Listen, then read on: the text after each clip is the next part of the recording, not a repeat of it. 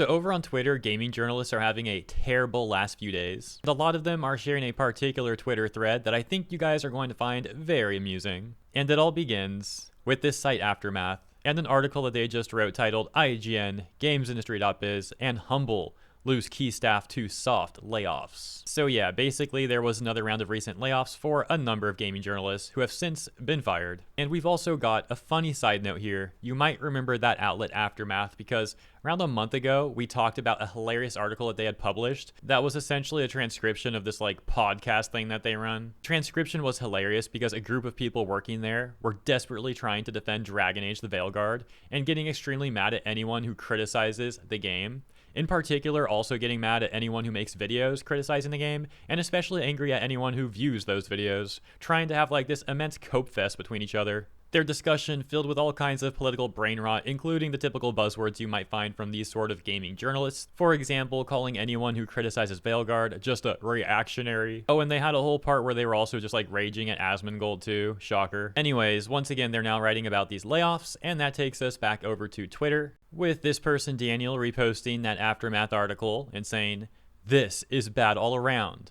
But I am particularly saddened to see how GamesIndustry.biz has just been fully gutted from this deal. Truly one of my go-to resources, and seemingly every name I know there will have been taken out in less than a year." The reason we had to read that tweet is because that takes us to this tweet, which was responding to that one, and this is the thread that I mentioned at the beginning of the video that's being shared around by a lot of gaming journalists. In a tweet by Danny with over 4,600 likes, it reads, "Games journalism is like fewer than 40 people now. Magazines are basically gone, and websites are close behind them. None of this is a surprise to me, but it's incredibly sad. We had something awesome for a while there. Younger generations have no idea what they missed out on." Okay, so first of all, less than 40 people left. There's like 40 gaming journalists left, apparently, according to this dude.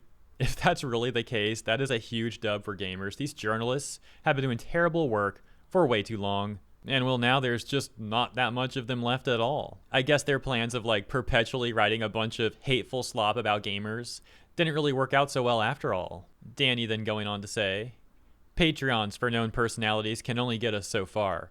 YouTube is harder than ever to break into, and streaming is having its own reckoning.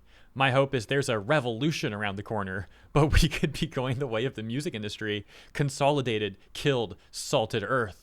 They're calling for a gaming journalist revolution here. This guy's really trying to give Aftermath site a run for their money and sounding pathetic. And so with all the gaming journalists sharing this thread around, this thread that they found to be just like marvelous stuff, they love this thing, well, gamers began to catch on too. And of course did the right thing, the just thing, the morally correct thing, and mocked all of those corporate journalists, to which Danny seems like he didn't appreciate. He didn't like that one bit. Going on to make this tweet next, that reads, "It's cute that the anti-woke crowd are doing a victory lap with my original post, but pinning it on progressivism is self-serving BS.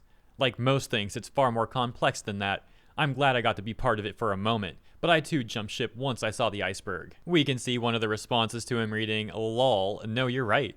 Injecting brain-dead political takes into everything, thereby alienating probably 60% plus of gamers, had absolutely nothing to do with the death of games journalism." And yeah, that's really been the case. As already mentioned, and of course as you already know, these journalists decided to just write a bunch of politically charged, hateful slop, and so many of these corpos came off like they despise both video games and gamers. So yeah, that's the news. Gaming journalism continues to be on the way out. Let me know what you think about this news in the comments. As always, thank you for tuning in, and if you enjoyed my coverage, consider liking and or subscribing. Appreciate ya, and I'll see you in the next one.